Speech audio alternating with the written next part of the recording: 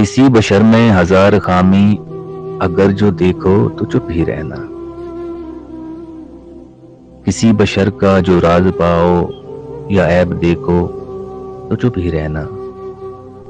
اگر منادی کو لوگ آئیں، تمہیں خریدیں، تمہیں منائیں، تمہاری ہستی کے گیت گائیں، تمہیں کہیں کہ بشر میں دیکھی برائیوں کو بیان کر دو تو چپ ہی رہنا۔